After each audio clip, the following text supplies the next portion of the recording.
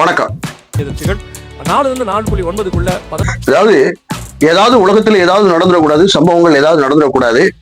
Empty Jagan அவர்களுக்கு கண்கள் வேத்துரும், நடக்காது, இன்னும் சான்சஸ் இருக்கு அப்படின்னு நினைச்சு காதுகள் வேத்துரும், வாயும் வேத்துரும். ஐயோ அப்படிங்கிற மாதிரி அப்படி என்ன சொல்லியிருக்காரு அப்படிங்கிறத வாங்க பார்க்கலாம். வேண்டியதை சொல்லிட்டோம். இனி no more chance, no more time. Maybe we are the last generation. இந்த நிமிஷம் கத்தரை வந்து சந்திக்கிற இடத்துல நாம் இருக்கிறோம். பல போர் மற்றும் பல நாடுகளில் பல பூமி அதிர்ச்சிகள் பஞ்சங்களை வைத்து இப்படி பேசுவது ஆகாத காரியம் வேதம் சொல்லுகிறது. நான் வாசிக்கிறேன்.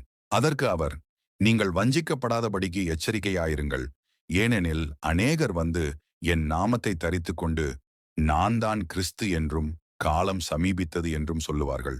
அவர்களை பின்பற்றாதிருங்கள். லூக்கா 21:8.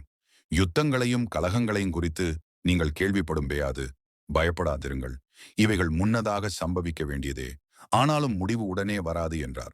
லூக்கா 21:9.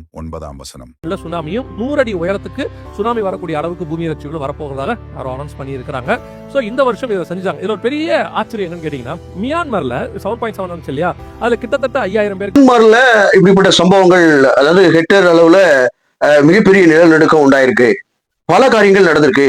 ஆகையால கடைசி நிமிடத்துல இருக்கிறோம், இதுதான் கடைசி சந்ததி அப்படிங்கிற மாதிரி போற போக்குல சொல்லிட்டு வராரு. இப்போ நான் என்ன சொல்றேன் அப்படின்னா, இதை விட பின்னோக்கி நம்முடைய தமிழகத்துல என்ன சம்பவம் நடந்திருக்கு, ஏன்னா நம்ம தமிழகத்துல தானே இருக்கோம். நடந்ததை பின்னோக்கி பார்த்தோம் அப்படின்னா 1990களில் ஒரு சம்பவம் நடந்திருக்கு. அதையும் கேளுங்க, பின்னால பேக்ரவுண்ட்ல பாப்பீங்க. 1930 நடந்த பஞ்சத்தை விட பாத்தீங்களா, பஞ்சங்கள் 1930களிலும் சரி 1919களிலும் சரி கொடிய பஞ்சங்கள் உண்டாச்சு.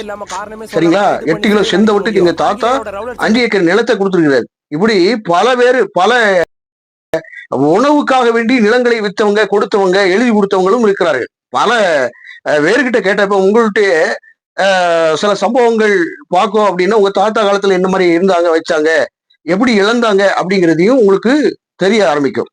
இப்படி பல சம்பவங்கள் நடைபெற பெற்றது. பின்னால பாக்குறீங்க, இந்த பின்னால பாத்தீங்க அப்படின்னா தனுஷ்கோடி அப்படிங்கிறது ஒரு மீன்பிடி ஒரு சின்ன துறைமுகமாக, சின்ன கிராமமாக இருந்துச்சு. சரிங்களா, அப்போ இந்த தாத்தா காலங்கள்ல அது ஒரு பிரம்மாண்டமான ஊராக, சர்ச் எல்லாம் இருந்தது.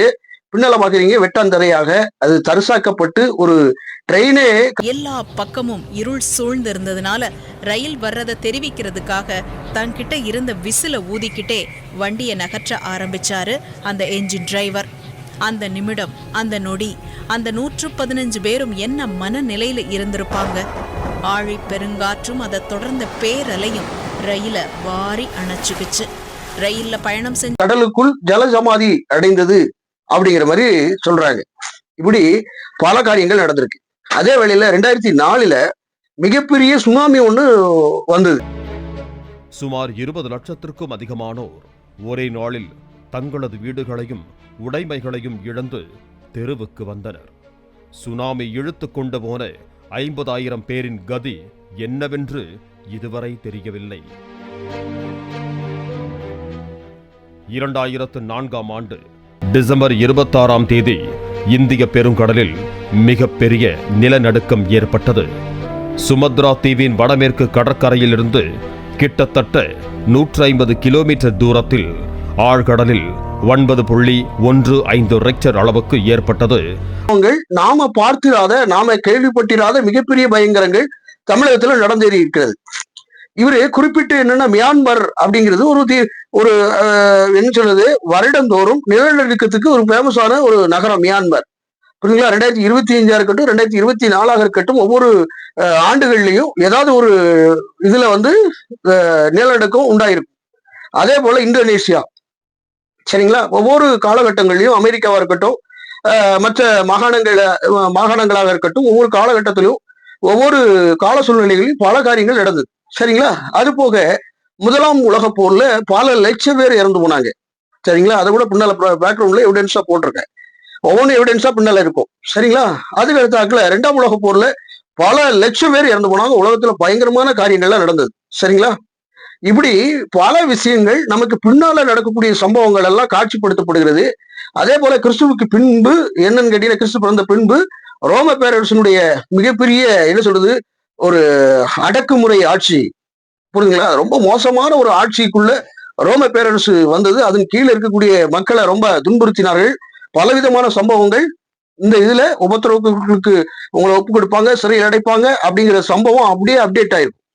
சரிங்களா? அதே வேளையில இங்கேயும் அப்படின்னு கேட்டீங்கன்னா ஆங்கிலேயன் வந்தான்.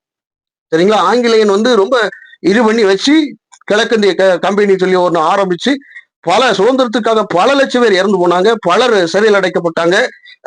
உப்பு சத்தியாகிரகம் சொல்லி காந்தி போனாரு. இப்படி பல காரியங்கள் ஒவ்வொருத்தருக்கும் ஒவ்வொரு அடிமைகளாக சிறைப்பட்டு போன அநேக காரியங்களை நம்ம பார்க்க முடியும்.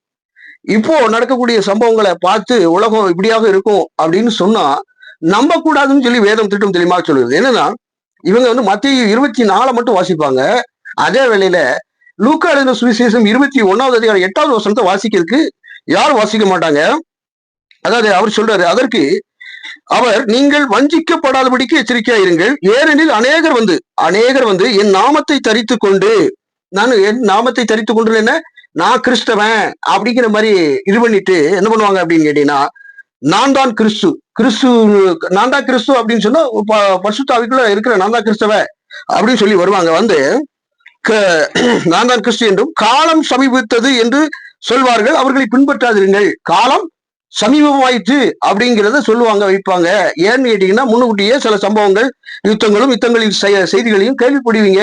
எல்லாம் நீதி செய்யக்கூடிய, உலகத்துல நீதி செய்யக்கூடிய ஒரு தேவ நீதி செயல்படுகிற ஒரு காரியம். இது குறித்து உடனே முடிவு வராது அப்படிங்கிற மாதிரி இதுல சொல்லப்படுகிறது. ஆனால் இவர் இப்பொழுது ஹெக்டேர் அளவில் இவ்வளவு சம்பவம் நடந்தது, அது சம்பவம் நடந்தது அப்படின்னு சொல்றாரு இல்லையா? இதை விட பயங்கரமாக நாம மூத்தவங்க பார்த்துட்டு வந்தாங்க, நம்ம அப்பா காலத்துல இருக்கிறவங்க எல்லாம் பார்த்துட்டு வந்தாங்க. பல சம்பவங்கள், பல தண்ணீர்னாலும் சரி, சுனாமினாலும் சரி, கடல் பேரலையால இருந்தாலும் சரி, பேரழிவுகளை சந்தித்து பல கொள்ளை நோய்களும், கால்ரா மற்றும் அம்மை நோய், இப்படி பல காரியங்கள் இந்த உலகத்துல நடந்தேறிய காரியங்களா இருக்கு. ஒரு தீவே காணாம போயிருக்கு, குமரி கண்டம் அப்படிங்கிற மிகப்பெரிய தீப கற்பம், ஒரு கண்டம். அந்த கண்டம் அப்படியே சுத்தமா வாஷ் அவுட். 1818 அப்படிப்பட்ட ஒரு கோரமான ஒரு சம்பவம் நடந்தது. அதே போல மிகப்பெரிய சூறாவளி காற்றுடன் பயங்கரமான இரைச்சல் சத்தத்தோடு கன்னியாகுமரி, நாகர்கோவில் பக்கம்லாம் அந்த அளவுக்கு பயங்கரமாக இருந்தது. பலர் இறந்தார்கள், மறிந்து போனார்கள். அப்படிப்பட்ட சம்பவங்கள்லாம் வரலாற்று பின்னணியோடு இருக்கிறது. சோ இவங்க வந்து என்னன்னு கேட்டீங்கன்னா, மியான்மர்ல ஏதாவது இதாயிடக்கூடாது, மியான்மர்ல எவனாவது வந்து குசு விட்டான்னா இங்க இதாயிடும். சரிங்களா? அதுக்கு அடுத்தாங்க இஸ்ரேவேல்ல ஏதாவது ஒரு போர் வந்துடக்கூடாது. எப்படியாக சகரிய புஸ்தகத்திலே எப்படியாக அப்படிங்கிற மாதிரி கதை விடுவாங்க. உருட்டுறது ஓரளவுக்கு உருட்டணும். சரிங்களா? உருட்டலாம், ஆனா ஓரளவுக்கு உருட்டணும். புரியுதுங்களா? இப்போ ஆண்டவர் வருகை உண்மை, உம்முடைய வருகைக்கும் இந்த உலக காரியங்களுக்கும் என்ன நடக்கும் அப்படிங்கிறது ஆண்டவர் முன்னமே சொல்லியிருக்காரு. சோ பிசாசுக்கும் சில சம்பவங்கள், சில காரியங்கள் எல்லாம் இதை வச்சுக்கிட்டு மலிப்பிக்கிட்டு ஐயோ பயம் காட்டுறது. பயப்படுகிறவன் பூரணப்பட்டவன் அல்ல. தேவனிடத்தில் விசுவாசம் உள்ளவனா இருக்கிறவன் வந்து எதுக்கும் கலங்க மாட்டான், எதுக்கும் பயப்பட மாட்டான். பக்கத்திலே குண்டு வெடிச்சாலும் நீ சாப்பிட்டுட்டு இருப்பீங்க, நல்ல ரசசோரோ அல்லது சிக்கனோ மட்டனோ சாப்பிட்டுக்கிட்டு ஜம்முன்னு இருப்பீங்க, வைப்பீங்க. ஏன்னு கேட்டீங்கன்னா நம்முடைய ஆண்டவர் நம்மோடு இருக்கிறார். இந்த சம்பவத்தை குறித்து எல்லாம் கவலைப்படாத, புரியுங்களா? நீங்க எவ்வளவு சரியா இருக்கணும், எவ்வளவு உண்மையா இருக்கணும் அப்படிங்கிறதா, உங்களுடைய ரட்சிப்புக்குள்ள காத்திருக்க வேண்டும் அப்படிங்கிறதா இம்பார்ட்டன்ட். நாம விசுவாசமா இருக்கணும். எந்த நேரமும் நாம் என்ன சொல்றது, ஆண்டவருக்குள்ள நாம நிலைச்சிருக்கணும் அப்படிங்கிறது தான். இதெல்லாம் ஒரு சம்பவம். நீ பரலோக ராஜ்யத்துக்குள்ள போகணும், அதற்கு நீ ஆயத்தம் உள்ளவனாரு, ஆயத்தப்படு. சரிங்களா? இதுதான் சம்பவம்.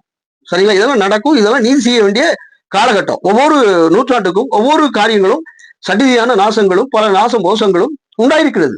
அது ஆண்டவராகிய இயேசு கிறிஸ்துவனுடைய வருகையை எப்படி சொல்லப்படுகிறது, இதெல்லாம் பறைசாற்றுகின்றன. ஆண்டவர் இருக்கிறாரு, இந்த வேதத்துல சொல்லப்பட்டபடி இந்த மாதிரியான சம்பவங்கள் எல்லாம் நடந்தேறுகிறது, இன்னும் தெரிஞ்சுக்கிறதா. இதெல்லாம் சாட்சியிட்டு சுவிசேஷமாக பிரசங்கிக்கப்படுவதற்கு இதெல்லாம் சம்பவம். போற விபத்து நிமித்தமாக ஆண்டவருடைய கோபாக்கினை இருக்கிறது. இந்த உலகமானது தேவ நீதிக்கு உட்பட்டது. அந்த தேவ நீதி இயேசு கிறிஸ்துவானவர் வந்திருக்கிறார் அப்படிங்கிறத அறிந்து கொள்வதற்கு தான். அதே வேளையில ரோமருக்கு எழுதிய நிருபங்கள்ல நீங்க வாசிங்க அப்படின்னா அந்தபடி இஸ்ரவேலர்கள் எல்லாம் மனம் திரும்புவாங்க. அது வரைக்கும் சில சம்பவங்கள் எல்லாம் நம்ம பார்க்க தான் வேண்டியது. இஸ்ரவேலாக இருக்கட்டும், மற்ற அமெரிக்க தேசங்களாக இருக்கட்டும், எந்த ஒரு காரியமும் ஆண்டவர் இருக்கிறார், ஆண்டவருடைய சத்துவ வல்லமை இருக்கிறது. அதுக்கு முன்னதாக உங்களுடைய அதிகாரங்களும் உங்களுடைய பண செல்வாக்கும் எதுவும் எடுபடாது அப்படிங்கிறதை உணர்த்துவதற்கு நீ எவ்வளவு பெரிய வஸ்தாவாது இருந்தாலும் சரி, அதுக்கு மேல பெரிய வஸ்தா இருக்கிறாரு. சோ இந்த மாதிரியான அநீதியான காரியங்களை நீங்க அநித்தியமாய் செய்திருக்கிறீர்கள், ஆனால் உடனே கர்த்தருடைய கோபாக்கினை வரும். ஆண்டவர் இருக்கிறார் என்பதற்கு ஒரு மிகப்பெரிய காரியங்கள் இவெல்லாம் நடக்கும். சரிங்களா? ஒரு சம்பவத்தை ஆண்டவர் கடவுள் இருக்கிறார், அந்த கடவுளுடைய சத்துவமல்லி அவருடைய சத்துவ வல்லமை வெளியேறப்பட்டதும் அது பிழையாக இருக்காது, கரெக்டா வரும். நீங்க செய்யக்கூடிய தப்பிதங்களுக்கு அவருடைய காரியங்கள் வரணும்ல. அப்போ இந்த மாதிரியான சம்பவங்கள்லாம் நடக்கிறது. இது நடந்துட்டு முன்னெச்சரிக்கையாக நம்ம இருக்க வேண்டியது. பாவத்துல நிலைச்சிருக்க கூடாது, பல காரியங்கள்ல நிலைச்சு இருக்கக்கூடாது, பரிசுத்தக்குள்ள இருக்கணும். கடவுள் உண்மை உள்ளவர் இருக்கிறார் அப்படிங்கறத அறிந்து கொள்வதற்காகத்தான் தவிர இது போன்ற ஏதாவது ஒரு சம்பவங்கள் நடவேறப்பட்ட கூடாது, ஏதாவது ஒரு சம்பவம் நடந்துடக்கூடாது, ஏதாவது ஒண்ணு பண்ணிடக்கூடாது. உடனே காலம் சமீபமாக இருக்கிறது, நாங்கள் பரிசுத்தாவியை பெற்றிருக்கோம். நெவர். கண்டிப்பாக 2ஆம் வருகை வருகிறது. பட் ஆயத்தமாக இருக்க வேண்டும் என்பதே அவருடைய காரியமாக இருக்கிறது. எந்த காரியமாக இருந்தாலும் சரி, நாளைக்கே மரணம் ஏற்படும் என்றால் இன்றைக்கே நீங்க ஆயத்தமாக்கப்பட வேண்டும். சோ ஒரு காரியங்கள்ல நம்ம ஆயத்தப்பட உறுதியாக இருக்க வேண்டும்.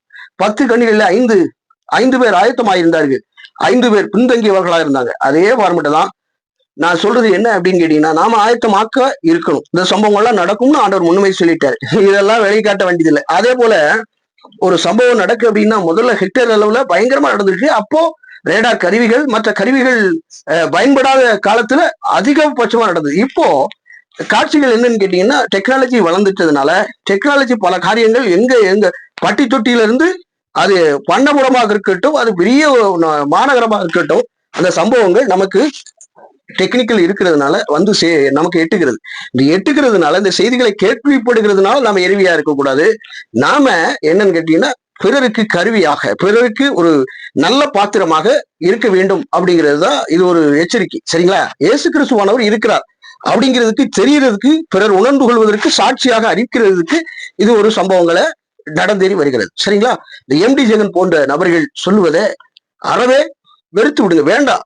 இவன் பேசுறது இவங்க எல்லாம் பணம் சம்பாதிக்கிறதுக்கு.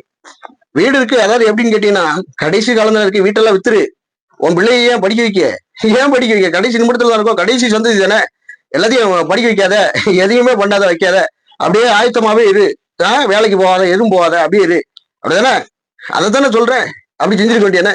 எதுக்கு பெரிய 2 மாடியில ஒரு வீடை கட்டணும்? 2 மாடியில என்ன விவரத்துல இருக்கிறாங்க தெரியல. சிது சபை வேற கட்டியிருக்காரு 2-3 மாடி இதுல.